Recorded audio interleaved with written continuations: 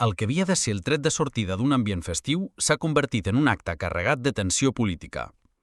El pregó de la Festa Major de Sants, a càrrec de les actrius Esther Rópez i Júlia Trujol de la companyia La Calòrica, ha abandonat el to tradicional per esdevenir un míting polític des del balcó de la seu del districte. Les pregoneres han aprofitat l'altaveu de la festa per llançar un discurs marcadament reivindicatiu. Han clamat contra la inacció política davant el que han qualificat com l'onada tronadora i amenaçant de drets fonamentals que és l'extrema dreta, arribant a titllar-la de feixista. Hartes d'haver d'aguantar calladetes que es doni altaveu constant a la onada tronadora i amenaçant de drets fonamentals que és l'extrema dreta. Extrema dreta! Jo diria més aviat feixista. Sí.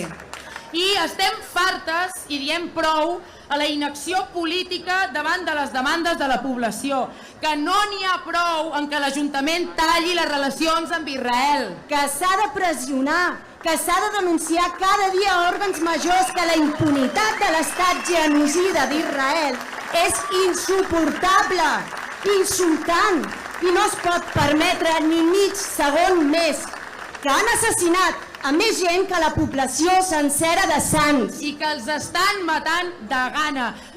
Regidora, autoritat, si us plau, activin ara mateix tots els mecanismes possibles, humanament possibles, i inventin-ne algun més per parar aquesta atrocitat i que l'estat genocida d'Israel no quedi impune. Estem fartes!